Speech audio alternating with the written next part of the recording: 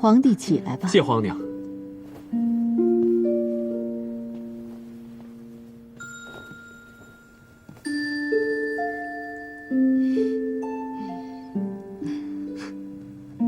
皇娘，您什么事儿这么高兴啊？皇帝平安归来，额娘当然高兴了。儿子哪次不是平安归来啊？肯定不是这事儿。您看，苏娜姐也这么开心，到底什么事儿啊？姑姑，就别让皇上纳闷了，我先进去拿东西吧。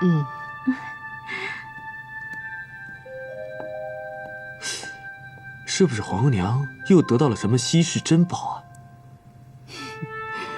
这个东西啊，真可以算得上是罕见的宝贝。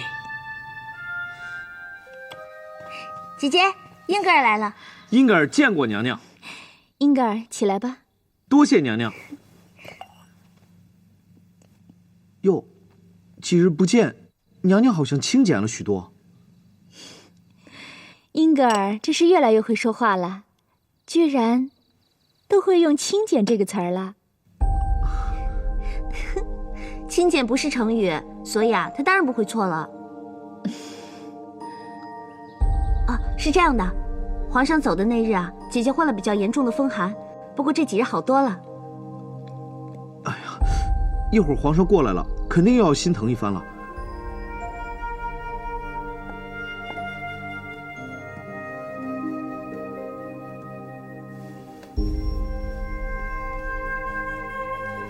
皇帝，你猜是什么？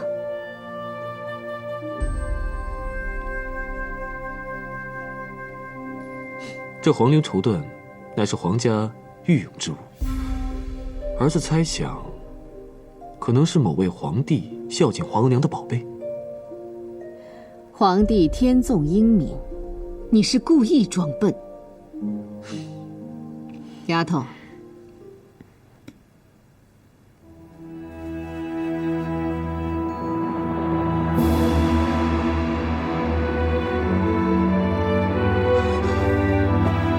谢皇娘。皇帝，这是两黄旗的一半旗印，额娘如今将它交给你了。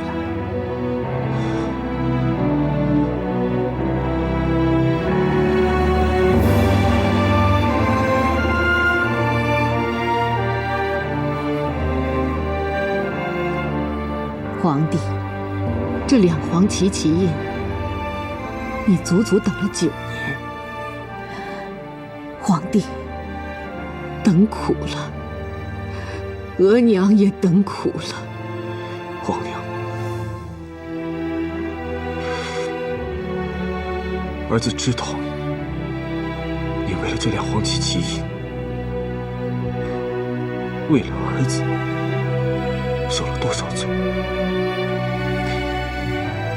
儿子谢谢皇额娘。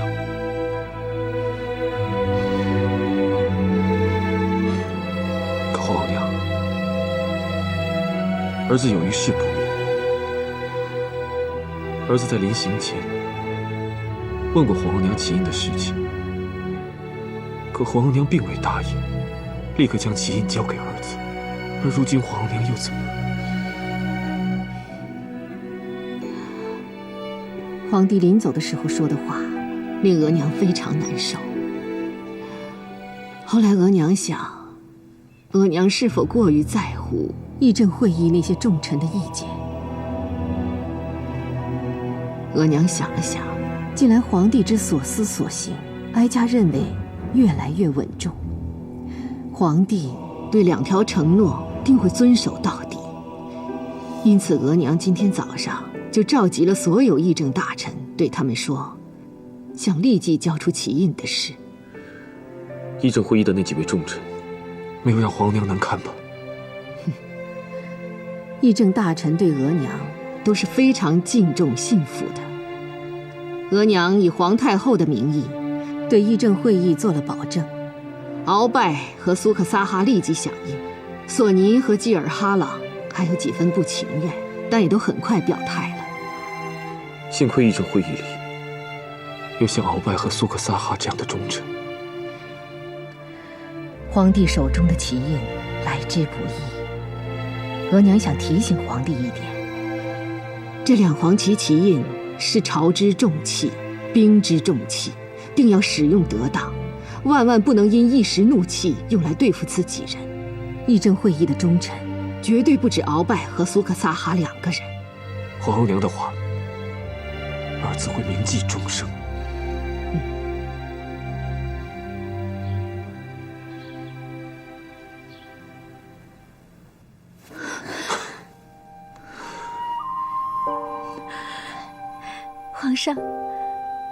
皇上接到旗印了，真是太好了。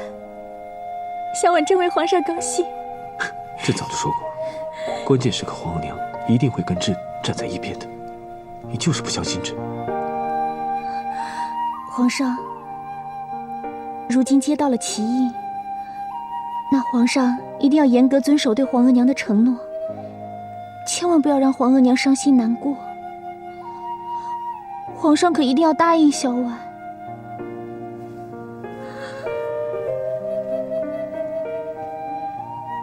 朕答应你。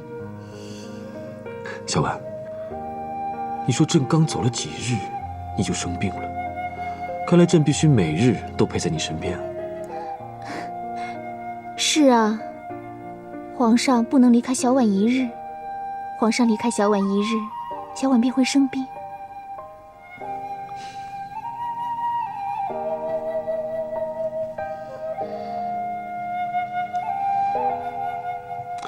你得的不是风寒，你得的是相思之病。皇上没个正经。小婉，朕喜欢你害羞的样子，看起来真是我见犹怜。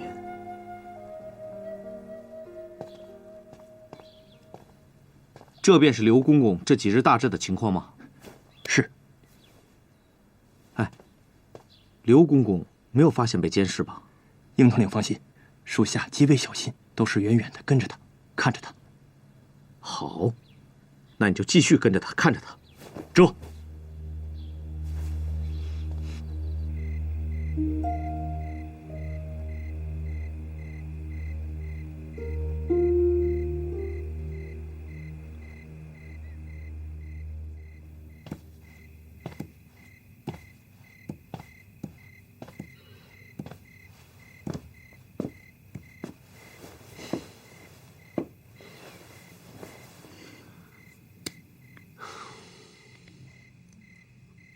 今晚朕就歇在你这儿了。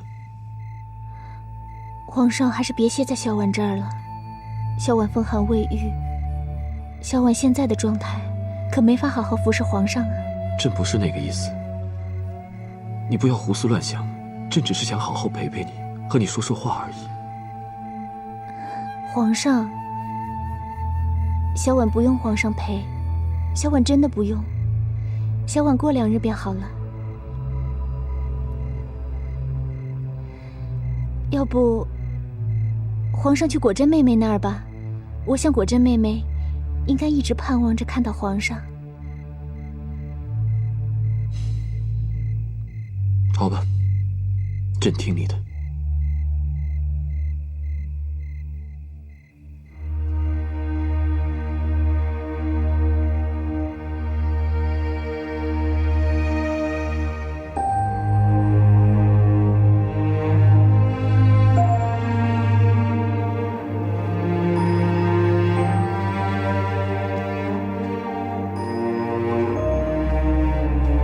姐姐，怎么起这么早啊？扣扣，帮我准备东西吧。今天我们去隆福寺烧香拜佛。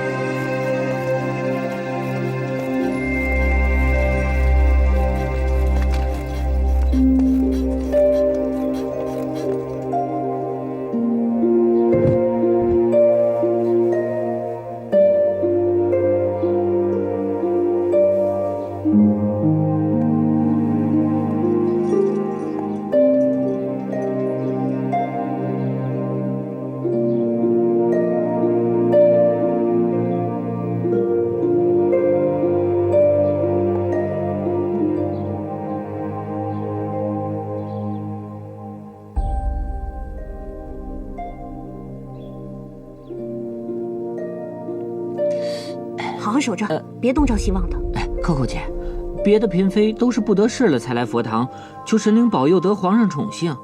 咱德妃娘娘最得皇上恩宠了，为什么经常来拜佛呀？莫不是娘娘在求观音大士送子啊？就你多嘴，凭你妄自揣测主子这一条，就可以治你罪。我不敢了，Coco 姐，饶了我这回吧。好了好了。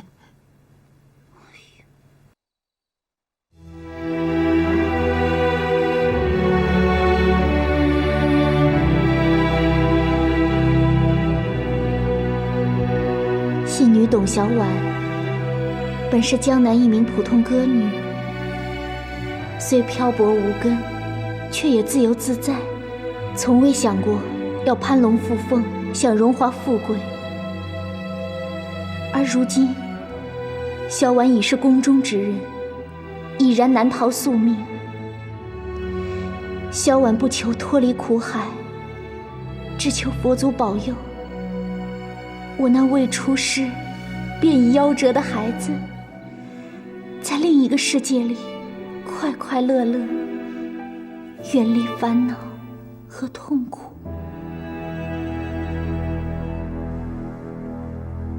今儿个请各位姐妹来，是想一起商量商量，往后我们该如何对付董小宛。真想不到，这一回董小宛居然能全身而退。这毒案原来是天地会的奸细干的。皇贵妃好像还怀疑过是本宫叫人下的毒吧？皇贵妃虽话未说透，但本宫心知肚明啊。是本宫疑错了人。本宫向静妃道个。双目最芙蓉，早晚复相逢。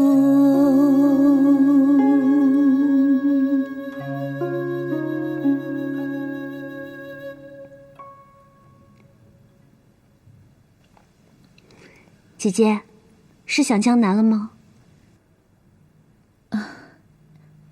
那倒没有，与其说想着江南，倒不如说是想念江南的黄公子，江南的董小宛。我倒是想得很，说不定啊，我哥哥这会儿还在江南呢。对啊，你说皇上都让义父去找人了，怎么找来找去都没信儿了？这天下之大，哪儿那么容易啊？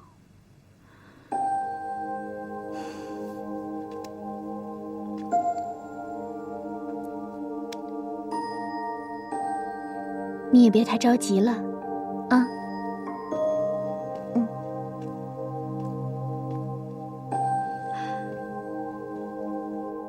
婉儿，有什么事吗？娘娘，婉儿是来同娘娘告别的。告别？你要回慈宁宫吗？是。太后娘娘说，钟粹宫已无需奴婢指点礼仪方面的事了，要奴婢回慈宁宫去。婉儿，起来。回慈宁宫是好事，干嘛这么伤心呢？娘娘，婉儿是真想一直服侍娘娘。婉儿是真心舍不得离开娘娘。婉儿，你也别这么伤心难过，只不过是回慈宁宫，这以后咱们也可以在慈宁宫见面呢。娘娘，婉儿只是个奴婢，往后要想同娘娘见面，怕是很难很难了。婉儿姐，我会想你的。Coco，我也会想你的。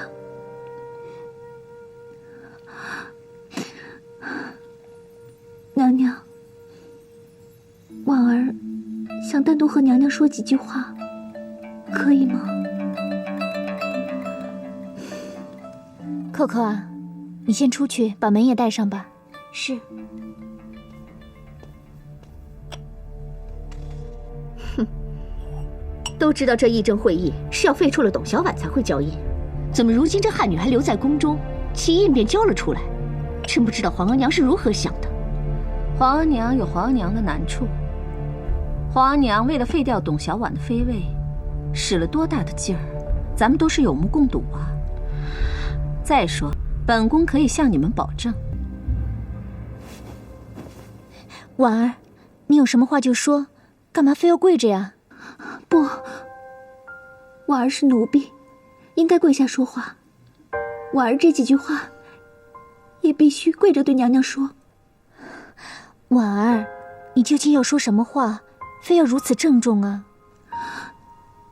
娘娘是婉儿从未见过的好人，而婉儿是真心担心娘娘，真心盼着娘娘在后宫平安吉祥。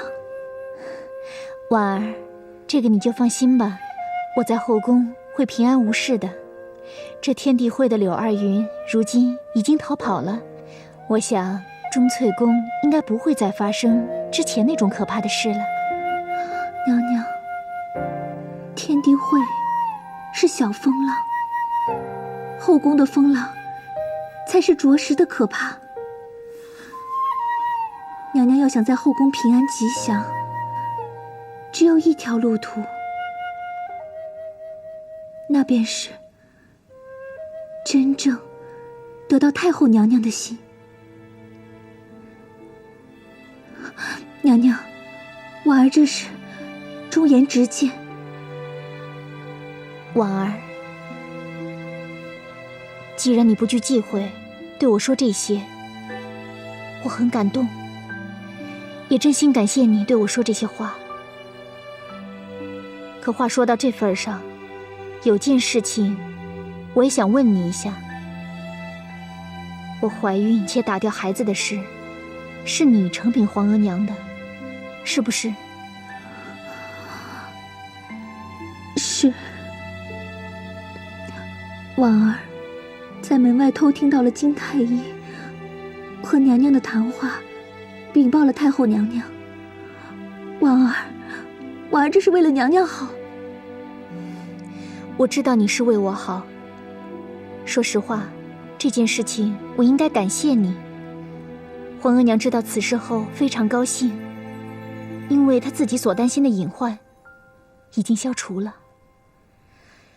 皇额娘把我叫到她书房里，还谈了一次话，而且她对我的态度非常和蔼可亲。你说，我这算不算是得到了皇额娘的心呢？这个，婉儿说不上来。太后娘娘天威莫测，神思云外，且她从来都是以大清江山为重。娘娘，婉儿只能说，娘娘若想真正得到太后娘娘的心，怕还要再做更多的努力。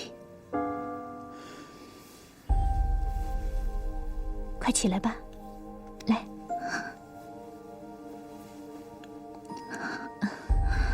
婉儿，我会记住你的忠言忠心的，谢谢。娘娘这话折煞奴婢。回慈宁宫之后，婉儿和娘娘不知何时才能相见。婉儿只是想尽力的帮助娘娘，愿娘娘在后宫永远平安无事。好。灵儿姐，婉儿姐回慈宁宫了，咱们又少了一个姐妹。蓉儿，婉儿可不是你我的姐妹，人家可是太后娘娘身边的侍女，和咱们可不一样，比咱们高着位分呢。这个我知道，不过婉儿姐人不错，她这一走，不知道什么时候才能见到了。人不错，蓉儿啊，你可真单纯。你知道什么叫人鬼难分吗？灵儿姐，这话何意？难道你看不出婉儿来钟粹宫那是另有目的的？我也听人议论过，说婉儿是来监视我们主子的。不过我不大相信，如果她是来监视我们主子的，那现在怎么又走了呢？没准是该做完的事做完了，回去领赏呗。来。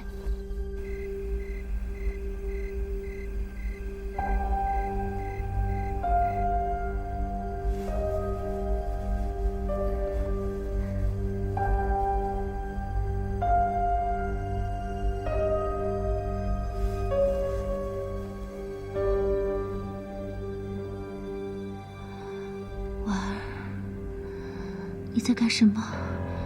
真吓人，真吓人！婉儿，你在干什么？在干什么？干什么？灵儿姐，婉儿，灵儿姐，婉儿，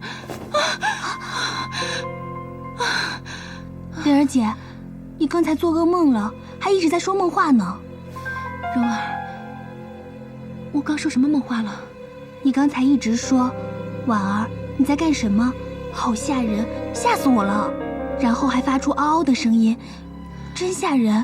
我就马上把你推醒了。我刚做了个噩梦，什么梦，便不同你讲了。反正怪吓人的。对了，蓉儿，我做噩梦说梦话的事，你别同别人说，免得别人瞎想。这个有什么好说的？你也别多想了，快睡吧。哎，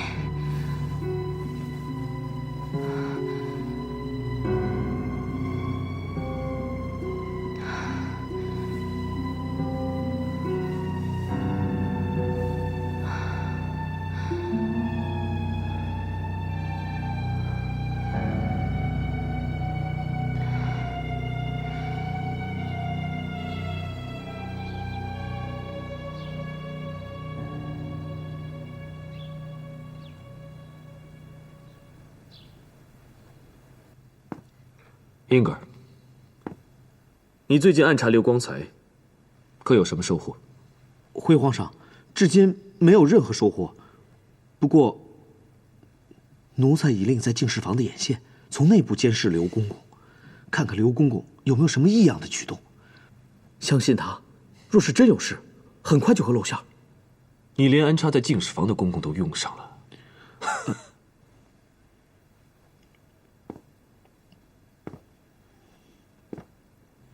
英格尔，朕还是那句话，这件事情绝不能让刘光才察觉了。若此事传到皇额娘那里，不仅给朕丢了大人，你也吃不了兜着走。有皇上给兜着，太后娘娘不至于要了奴才的小命吧？那可不一定。云儿，现在本宫总算明白了，这个董小婉她形象憔悴的原因呢，是怀孕了。董小婉怀孕了？可主子，您不是说这绝无可能吗？本宫说的绝无可能，是指太后娘娘绝对不可能失手让董小婉怀上孕的。董小婉告诉过我，说她一直在服用金太医给她的避孕丸药。这几日本宫就在想，那她还会有什么原因怀上孕呢？今天呀，我终于想到了，肯定是那个逃跑的奸细柳二云，把药丸啊给换了。啊，主子，您真是太厉害了，这么快就把玄机破解了。不过这个还不能确定，但是有冯太医的推论，相信德妃确已怀孕。董小婉完了，这个孩子会要了她的命。主子，若董小婉真的怀了孕，这对她来说可是件天大的好事儿啊！皇上一定会保护董小婉，让她生下这个孩子的。这个孩子呀，他是生不下来的。太后娘娘要是知道了，肯定会让金太医除掉他肚子里的孩子。刘光彩，哀家让你暗查毒案的真正主使，有眉目了吗？回太后娘娘的话，奴才正在加紧进行暗查，但此事牵涉到后宫主子，暗查不能露出痕迹，所以奴才小心翼翼地进行着，目前没有线索和眉目。不错，要小心地查，若是被他们知道了，一定会闹翻天。如今哀家可以确定的是，那个天地会奸细柳二云，并不是给师本下毒的人。太后娘娘圣明，奴才斗胆问一句，既然太后娘娘肯定这毒案不是柳二云所为，那是否握有什么证据呢？刘光彩，你是哀家最信任的人，有件事可以证明哀家的判断，但你一定要严守秘密，不可以告诉任何人，包括皇帝，明白吗？奴才明白，奴才请太后娘娘10000个放心。可主子，您不是说太后娘娘对此并不知情吗？太后娘娘只认为董小宛是患了风寒，待董小宛怀胎到一定时候，打胎会危及到她的性命，那皇上一定会用武力来保护董小宛。现如今，皇上已经亲掌2黄旗，谁敢要皇上最宠爱的女人的命？云儿，你如今是越来越聪明了，居然都想到2黄旗去了，有道理。云儿是在主子身边久了，沾了点主子身上的灵气而已。要说这董小宛，还真是够刁钻的，口口声声说永不怀孕，如今却自毁承诺与皇上暗结珠胎，简直是荒唐。不过这龙种她生下来，太后娘娘不会让她得逞。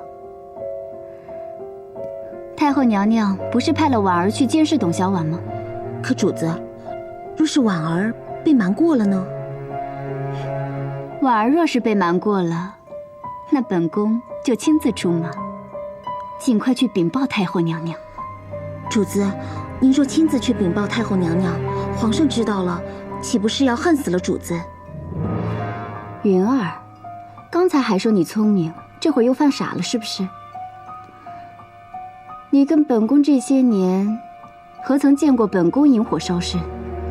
那时本宫因跳舞小产，不是最终仍弄出个蝴蝶案来，将此事转移。是啊，云儿可真傻。方才看见主子跳舞，云儿又想到主子怀着孩子摔倒的样子，便不自觉地紧张了起来。冯太医当时说，主子的孩子快不行了，我真是伤心极了。这孩子可不能就这么白白的没了。还好，皇上和太后都不知道真相。若他们知道这孩子是我自己不小心摔掉的，那我必将受到严厉的斥责。你和冯太医可是都会受到牵连的。是啊，当时云儿和冯太医都吓坏了，还好皇上和太后娘娘不知道真相，否则我们是难逃重惩了。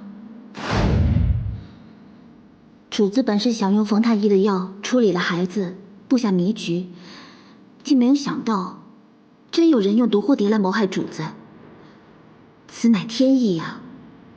这个谜案谁也别想破了。是啊，谁又能想到是我自己不慎弄坏了孩子呢？久未跳了，刚才跳一曲，真的觉得心情舒畅了很多。这个董小宛还真是够能折腾的。不过她再折腾，也折腾不出本宫的手心。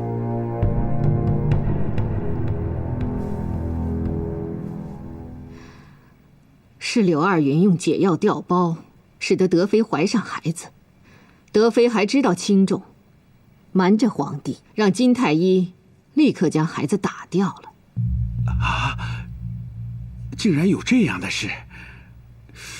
奴才一直纳闷儿，为什么太后娘娘竟然如此之快地将棋印交给了万岁爷？原来德妃打掉了孩子，太后娘娘最担心的事情不会发生了。你的脑子转得很快，一下子就想到了棋印。既然柳二云是得到天地会的指令，想让德妃怀上孩子，那他怎么会害德妃呢？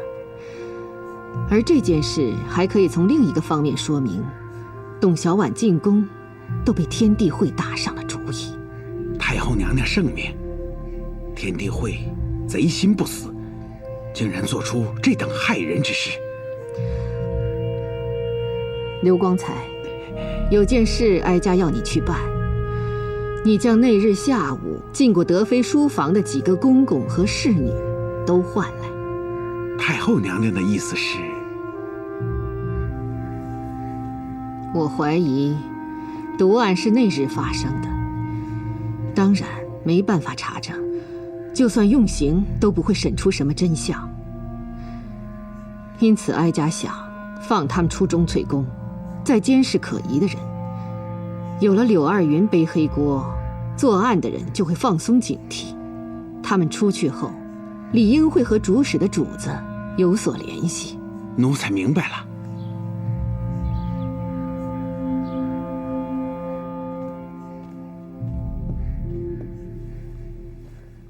刘公公要换人，这是为什么呀？钟粹宫下毒之人都已经查出来了，其他的人可都是无辜的呀。实话禀告德妃娘娘吧，这个换人呐，他是太后娘娘的意思。那天进书房的那几个人都得换掉。是皇额娘的意思啊？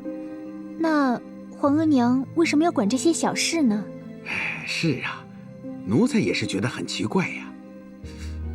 也不知道为什么太后娘娘最近对德妃娘娘非常的关心，连这点小事都想到了。当然了，德妃娘娘也不要对别人说这是太后娘娘的意思，就说是敬事房的安排吧。贤妃娘娘吉祥。这个小奴婢叫灵儿，灵儿，以后贤妃娘娘就是你的主子了，你要好好的服侍贤妃娘娘。奴婢拜见贤妃娘娘。灵儿，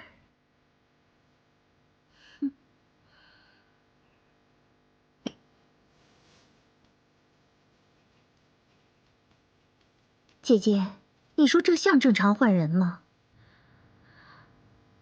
这换人的理由倒也充足。皇上偏爱董小宛啊。可我奇怪的是，为何偏偏将灵儿换到了我这儿？这应该是巧合，你是心虚，所以才会觉得奇怪。放心吧，没人知道那灵儿是我们的人。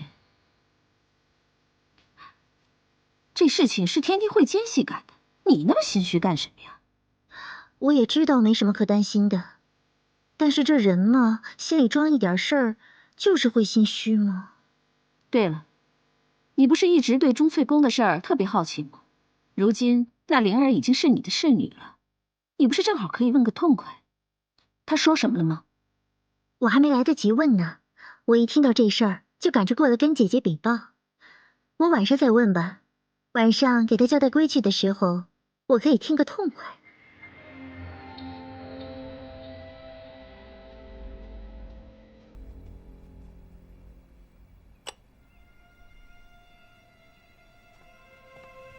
灵儿，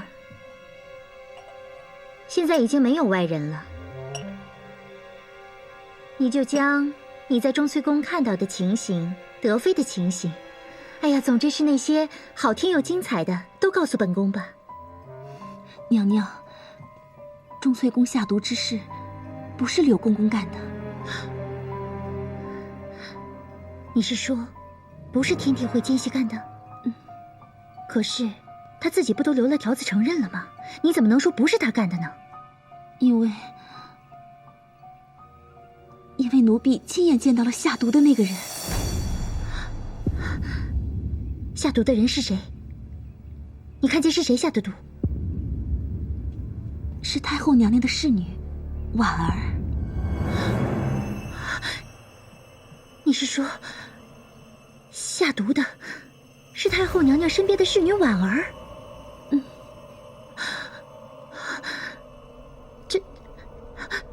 这说明，这毒案背后的主使是太后。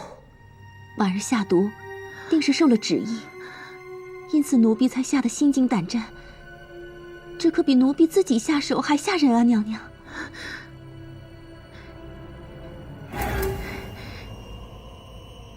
这件事情事关重大，灵儿，你可真的看清楚了是婉儿干的？千真万确。那天奴婢拿着砒霜毒液，正准备进书房，却在门缝里看见了婉儿。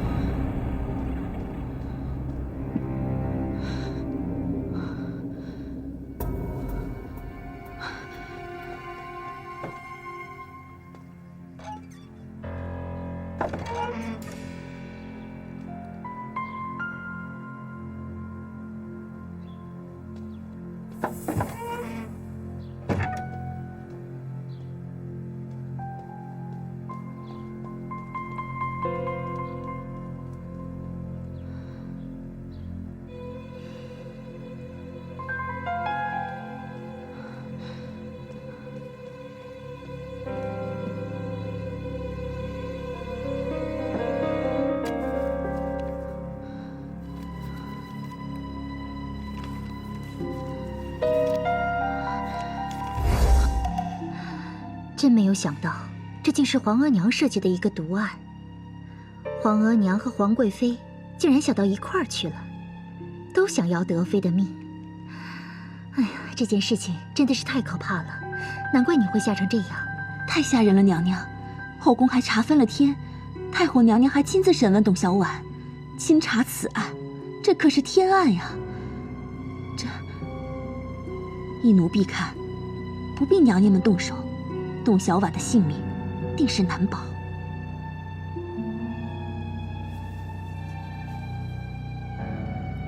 我看现在皇上也保不住董小宛的命了。原来这是皇额娘亲自设计的天案。天哪，这太难以让人置信了，这简直让人太匪夷所思了。是啊，我也觉得很吓人。昨天晚上我一直在想这件事，整夜未眠。要不是昨天晚上时辰太晚，我早就赶过来告诉姐姐了。妹妹，姐姐告诉过你，姐姐一直就想成为像皇额娘那样的人，神威莫测，风云尽长。瞧瞧皇额娘做的这事儿，谁又能想到，谁又敢想啊？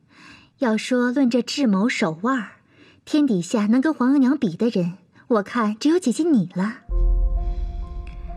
贤妃，如今已经知道这皇额娘也想取董小宛的性命，咱们就可以放手干了。姐姐，你又有计划了？计划早就有了，就是想再慎重一些。如今已经知道了皇额娘的意图，那咱们就可以放心大胆的实施了。咱们和皇额娘之间也是不可以互通生气的。姐姐英明，这样董小宛若是死了，那也是一个无法勘破的死案，连皇上也无可奈何。对了，贤妃，那个灵儿，你将她处理了吧，越快越好。姐姐，灵儿不是你的人吗？而且她现在也跟此事无关了。她窥探了太后娘娘的天机，那就是潜在的威胁，绝对不能留下活口。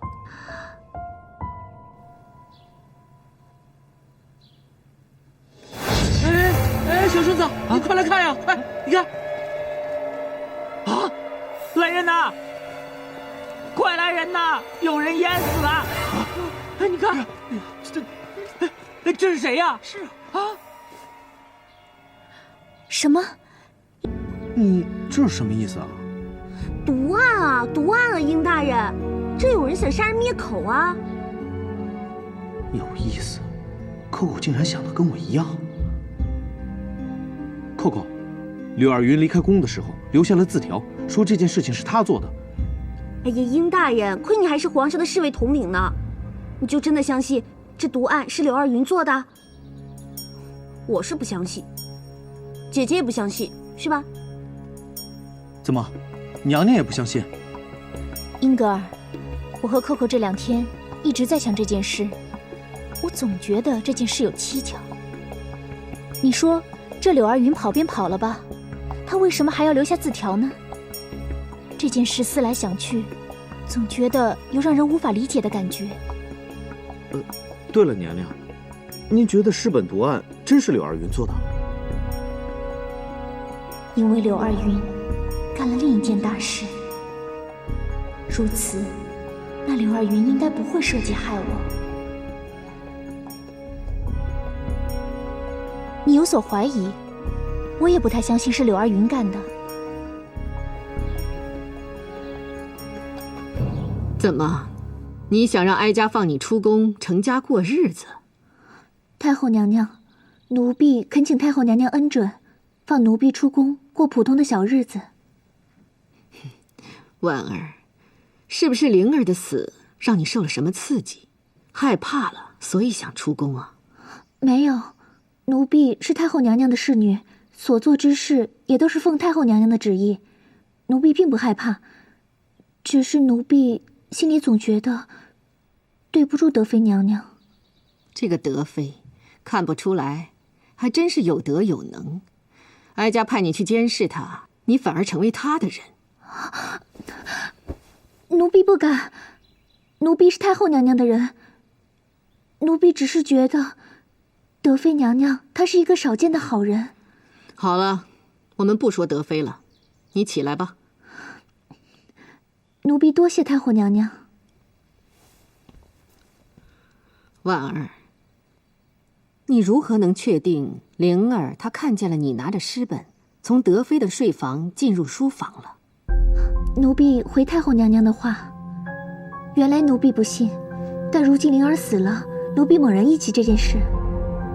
当时奴婢放好诗本之后，为了以防万一有人从门缝里看见了什么，便迅速从德妃娘娘的睡房里出来，想看看是否有什么人在书房外面。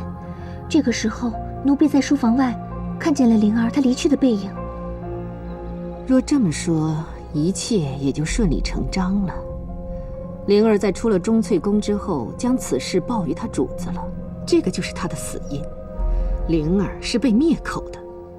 是灵儿看见奴婢灾害德妃娘娘，又不是灵儿在作案，为何有人要杀她灭口呢？灭口的人兴许怕灵儿不小心泄露了这个机密，会给她带来麻烦。但这个理由还不足够，还有种可能，这个灵儿也是受了某人之命要害德妃，所以灵儿必死。如果是这样的话，那便说得通了。娘娘，蓉儿来了，奴婢给娘娘请安。免礼吧。我听扣扣说你有话要对我说，什么事啊？娘娘，奴婢能够单独与娘娘说这事儿吗？扣扣啊，你先到门外守着，别让任何人进来。是。婉儿，你不需要有压力，你做的这些事都是哀家让你做的，就算皇帝知道了，也不会对你有任何惩罚，你更加不会是灵儿的命运。奴婢多谢太后娘娘，奴婢的命运任凭太后娘娘处置。婉儿，哀家身边的侍女和公公，只要没犯过大错的，都会宽仁以待。你还是有功的侍女，理应得到奖赏。只不过你身上有秘密，哀家暂时还不能放你出宫，就过2年再说吧。到时候哀家就会让敬事房帮你找一户好人家，让你过上好日子。奴婢叩谢太后娘娘天恩。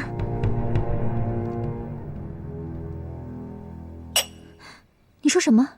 灵儿看见婉儿正在下毒。哦，你是疯了吗？婉儿可是太后娘娘派来的人，你怎么怀疑是婉儿下的毒？这简直就是胡思乱想吗？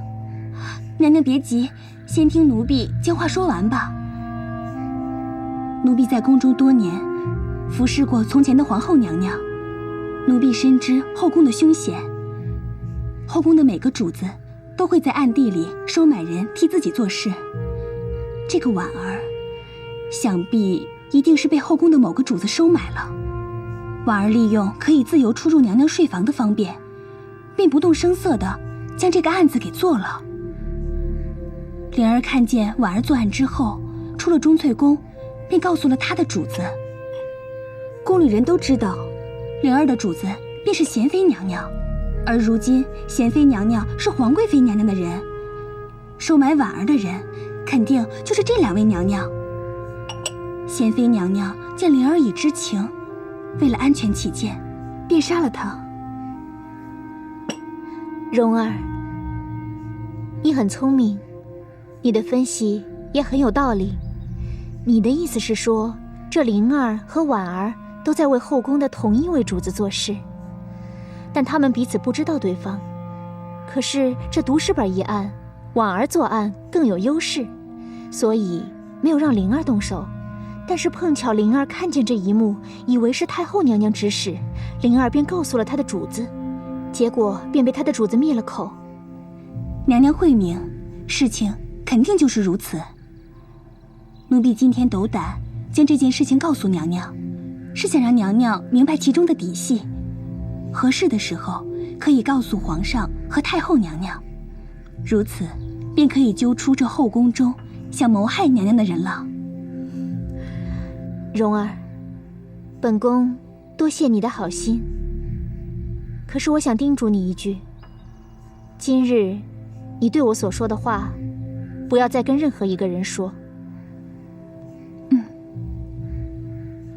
这后宫凶险万分，千万别给自己惹来什么灾祸，你知道吗？奴婢请娘娘放心，奴婢深知后宫的凶险，如今奴婢将这些话告诉了娘娘，往后便全都烂在肚子里了。今日之事，多谢了，你先回去忙别的事吧。谢娘娘。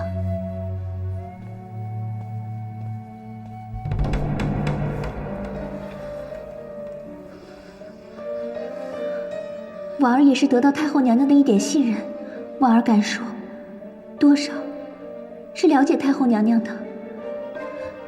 娘娘，婉儿方才说的，是真正得到太后娘娘的心。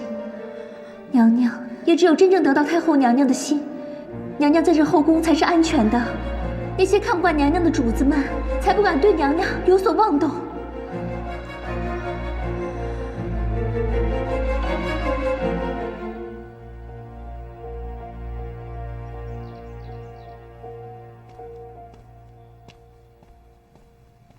姐姐，吃点点心吧。姐姐在想什么呀？刚才那个蓉儿跟姐姐说什么了？姐姐也不告诉 Coco。姐姐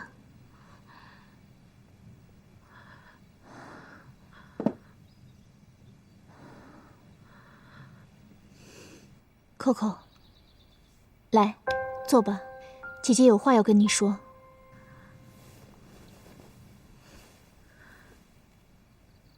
Coco，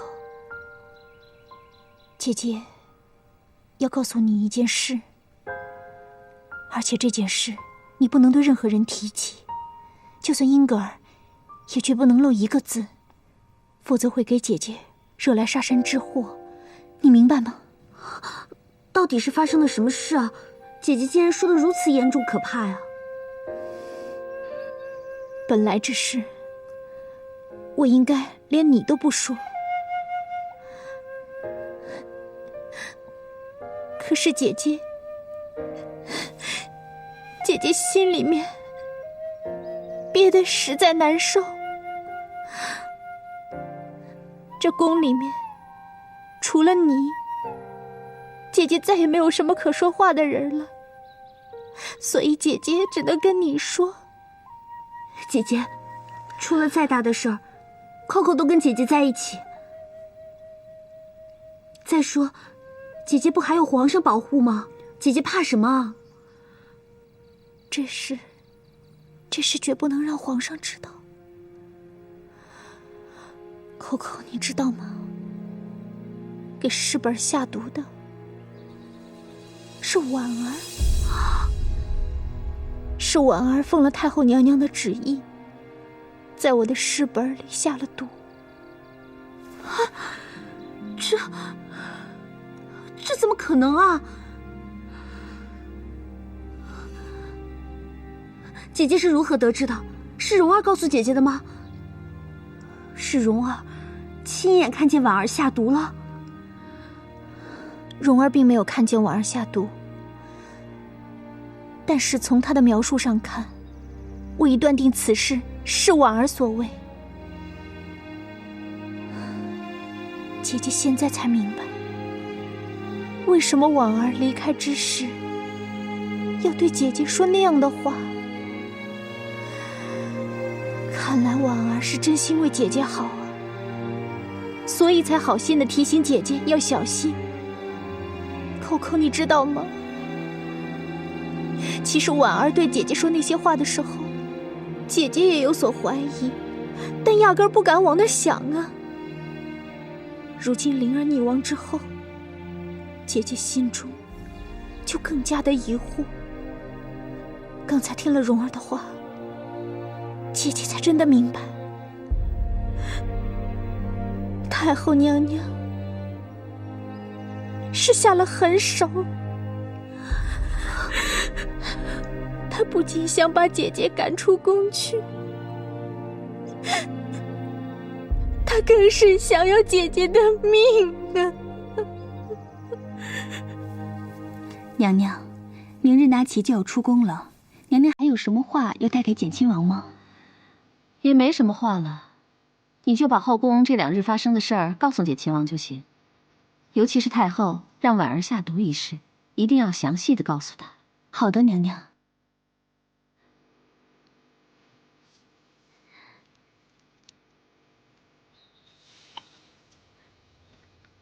娘娘，那琪有件事想求您，可又不太好启齿。那琪，你为本宫做了这么多精美的衣服，又是本宫跟简亲王之间的信使，只要本宫能帮你的，一定帮。说吧，什么事儿？还是我和王爷的事。那琪听从娘娘的嘱咐，未向王爷提过名分之事。可最近我额娘阿玛说我年纪不小了，也该嫁人了，说是要给我物色个光烈合适的子弟，可我又不能同他们说简亲王的事。你不是说简亲王已经答应纳你为第一侧福晋了吗？可王爷没给个准时候啊，王爷只说等朝廷的风浪过去了，便与老王爷和大福晋提。可我看这朝中的风浪是一浪接一浪，不知何时才能到头。娘娘，王爷最听您的话了，若娘娘能替那琪说句话。那琪，本宫明白了，这个忙本宫会帮你，也应该帮你。你就给简亲王带个话，告诉他，本宫希望他给你一个准确的日子，免得耽误你的终身大事。这个准日子，皇贵妃娘娘能对王爷说明是最好不过了。娘娘的话，王爷定会照办。那琪对娘娘将感激不尽。好，那你的事儿，本宫就替你做主了。这个日子就定在董小宛死掉之后吧。照本宫的计划，快则2个月，慢则3个月，这董小宛就该魂归江南了。你就将本宫这话带给简亲王，简亲王一定高兴照办。臣妾谢娘娘天恩。这臣妾2字你还是留着以后再说吧。不过想来也快了，不会太久的。拿齐，多谢娘娘。Coco，你知道吗？姐姐自打进了宫里，所有姐姐认为重要的东西就都没有了。姐姐心中把守不离的爱情，以为本该是爱情结晶的孩子，也包括姐姐一向看重的自尊，都没有了。但我能接受，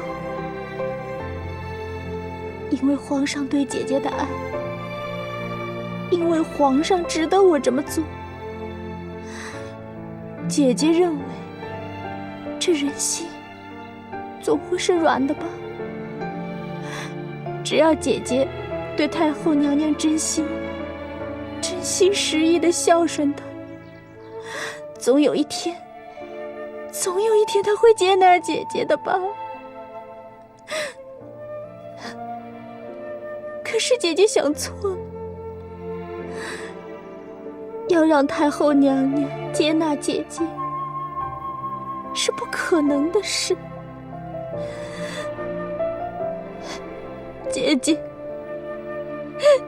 姐姐是感觉手足无措了。姐姐，虽然皇上是她唯一的儿子，可是太后娘娘还是会以江山社稷为重。在她的眼中，皇上对姐姐用情越深，她就越认为会对江山社稷不利。在太后娘娘眼中，这江山社稷远比皇上对姐姐的儿女私情重要的多了。姐姐，Coco知道，姐姐才不稀罕当什么皇上的女人呢。姐姐爱的只不过是那个在江南救你、疼你的黄公子。谁知道，竟然会跟什么江山社稷扯上关系呢 ？Coco， 现在说这些也没有用了。你说，太后娘娘的心那么大，她能够心怀整个天下苍生，那她没理由容不下姐姐一个弱女子，你说是不是？好像是啊。太后娘娘所做的一切，我相信都是为了皇上着想。就冲这一点，我就不能怨恨太后娘娘。太后娘娘就算是伤害了我，也都是为了心爱的儿子，母亲爱儿子的心，无论什么时候都能理解，是不是？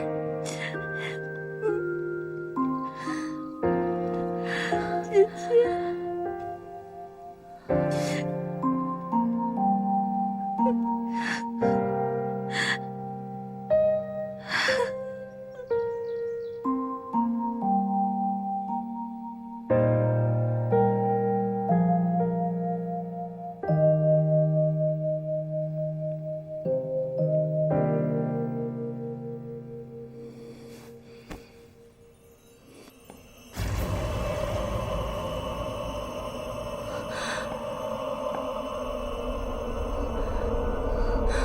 皇上，你在哪儿啊？皇上，你在哪儿？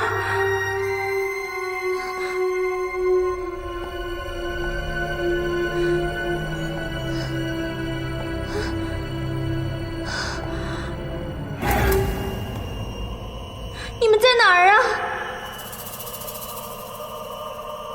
谁？皇额娘。董小宛，你给我站住！你给我滚出宫去！听到没有？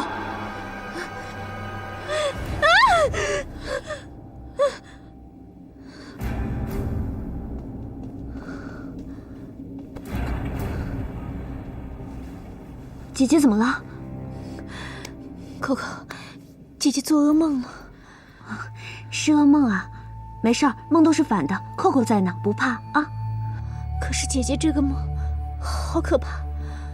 姐姐梦到自己被关进一个黑屋子里，四处黑漆漆的，没有光。好不容易看到一点光，看到一个人的身影。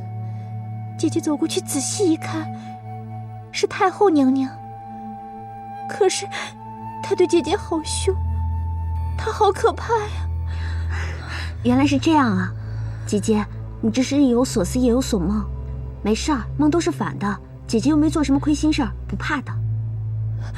可是扣扣，你不知道，太后娘娘她对姐姐好凶啊，她的样子好可怕。姐姐，梦怎么能当真呢？一定是扣扣白天把太后娘娘说的太恐怖，把姐姐给吓着了。姐姐别害怕，太后娘娘她能拿你怎么样啊？干嘛自己吓自己啊？姐姐，你就别再想太多了啊。扣扣，姐姐现在好害怕。今天你陪姐姐一起睡吧，好不好？好啊，反正扣扣好久都没跟姐姐一起睡了。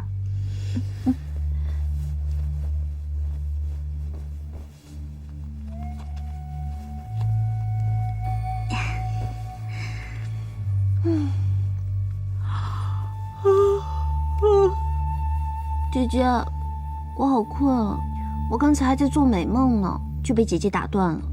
我继续做我的美梦啦。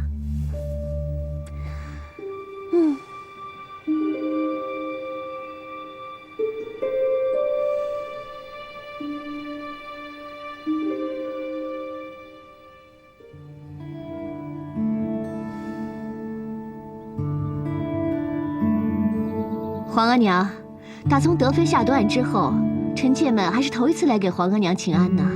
是啊，德妃的毒案弄得我们后宫焦头烂额，连皇额娘都跟着劳心劳力，真是受累了。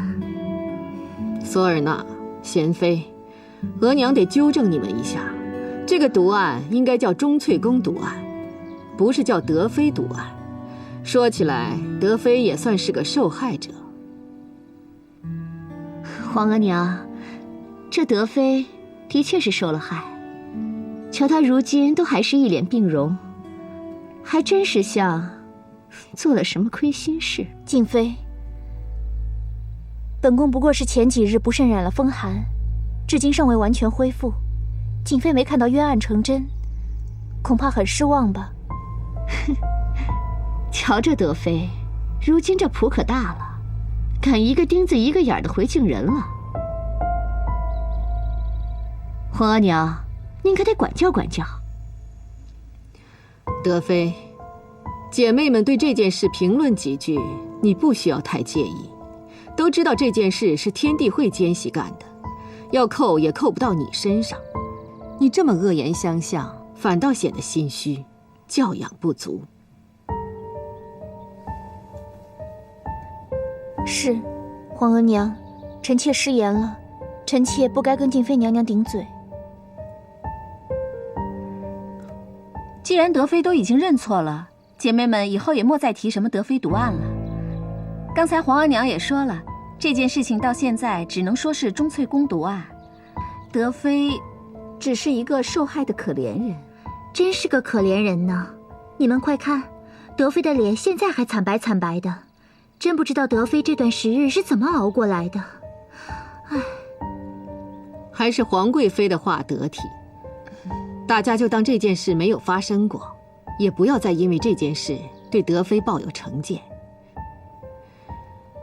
以后还是像从前那样相处相待。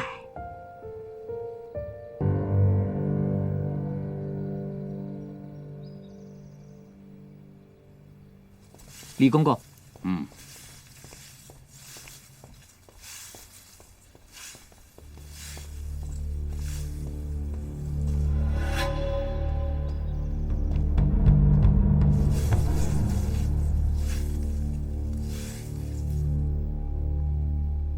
这要说德妃的钟粹宫啊，晦气太重了。你们瞧，刚从钟粹宫出来的那个侍女，才短短不到3日，便掉进湖里溺亡了。你死鬼最讨厌了，浑身湿淋淋的，这脸还被泡得死白死胖的，想想就恶心。哎呀，皇贵妃娘娘，你怎么突然提起这件事情呢？提起来我就好害怕呀。我一想那个侍女还服侍过我，每天给我端茶倒水，哎呀，一想起来我就吃不好饭，睡不好觉，哎呀，真是太晦气了！呸呸呸！贤妃，别再说了，怪吓人的。我胆儿大，我可不怕鬼。幸好那个灵儿没有被派到我宫里，否则这突然好端端的溺亡了，不知道的人还以为是本宫派人把她推下湖去。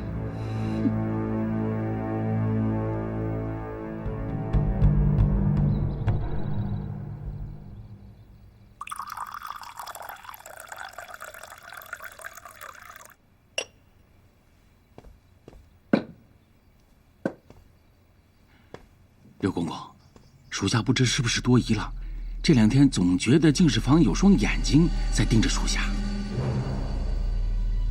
你不是多疑，本公公也觉得有双眼睛在盯着，不仅在净室房，就是本公公在宫中走的时候，远处也有一双眼睛在盯着。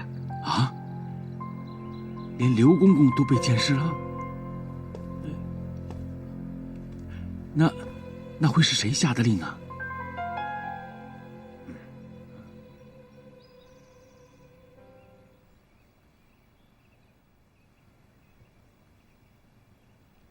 英格尔派人监视你，你确定吗？太后娘娘，奴才肯定被人监视了。奴才这种感觉一向很准确，英格尔的侍卫一直跟着奴才，已经有好几日了。皇帝究竟是怎么了？疑神疑鬼，疑到了哀家的头上。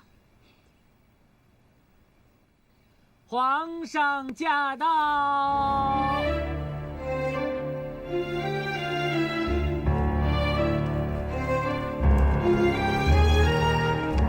万岁爷，太后娘娘说要跟万岁爷单独说几句话，奴才就不进去了。好。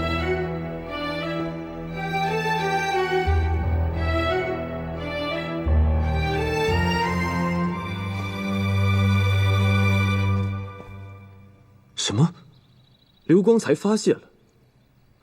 皇娘，英格尔他就是想消除疑虑，所以一直缠着儿子，给他点时间让他查清楚。而且儿子当时也没觉得这是一个多大的事儿，所以就……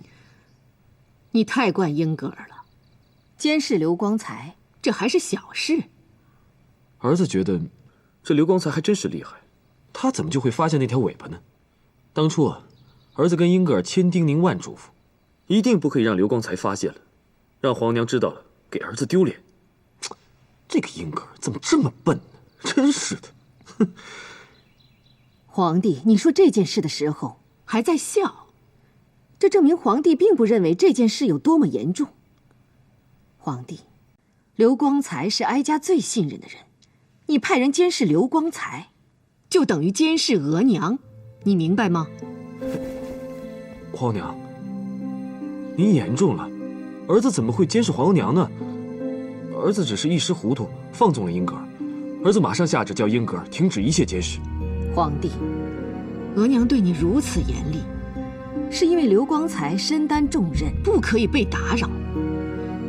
有些事，额娘要告诉皇帝，毒案之事，额娘并不相信真的是天地会所为，所以让刘光才暗查真情，行刺洪承畴一事，皇帝与额娘议过，很可能是另有真凶。这件事，刘光才也在暗查。还有些事，额娘如今也告诉皇帝吧。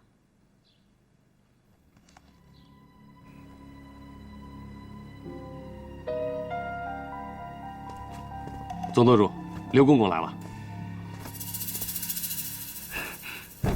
总舵主安好，属下刘光才拜见总舵主。刘公公，快快请起。谢总舵主。来，坐下来，咱们慢慢聊。啊，刘公公，李成贵兄弟禀报说，你在宫中已经受到怀疑，你着急要和我见面，想必是为了这事吧？总舵主英明，属下虽然仗着皇太后的信任，暂时并无危险，但是日子久了，就会有危险了。只要疑心一起，就会受到各方面的关注，这对属下和成贵兄弟的行动极为不利呀。你这个情况，我已经和宋堂主商议过了。刘公公待在宫中的日子，的确不能太长了。刘公公，总舵主正考虑在合适的时候采取行动，行刺那个鄂太后。正好刘公公来了，也好一起商议商议，什么时候行动为好啊？总舵主，宋堂主，以属下之见，当越快越好。哦，刘公公是不是怕暴露了？总舵主，现在还有一个情况你们不知道，董小宛已将自己的孩子打掉了。总舵主苦心策划的大计失败了。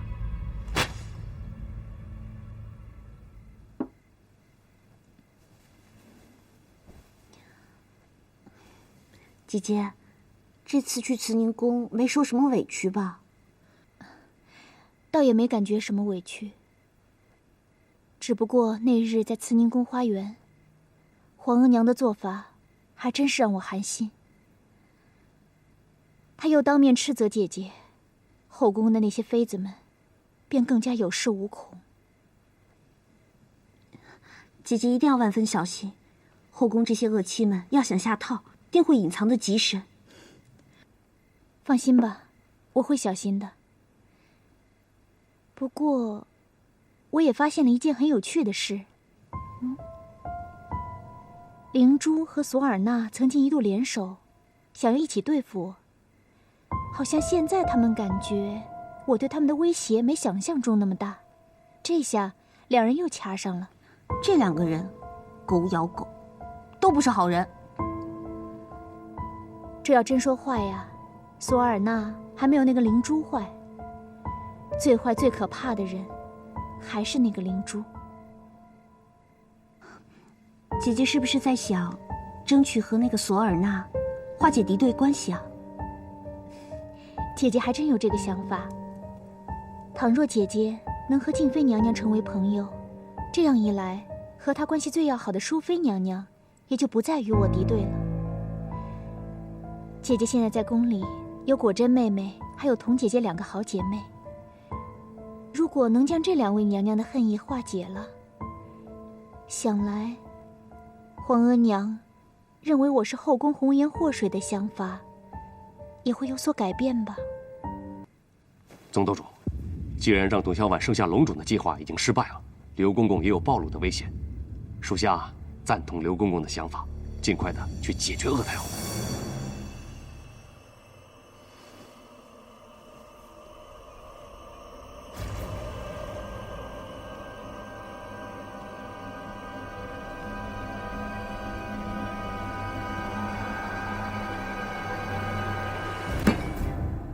本舵主决定，尽快刺杀清宫太后。宋堂主，刘公公，咱们好好议一议，制定一个严密妥善的行动计划。姐姐，扣扣昨天晚上梦见哥哥死了，把扣扣吓得一翻身就醒了。扣扣，你不要太担心了，这人呐，做梦也就是因为白天想的事情太多了，而且这梦通常都是反的。你一定是白天太过于思念、想念你哥哥，所以才会做这样的梦。英格尔去云南时，你不是也做噩梦吗？所以别太担心，你哥哥会没事的。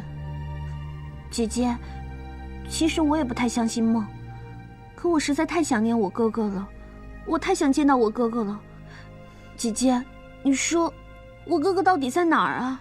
好了，别担心，会没事的啊。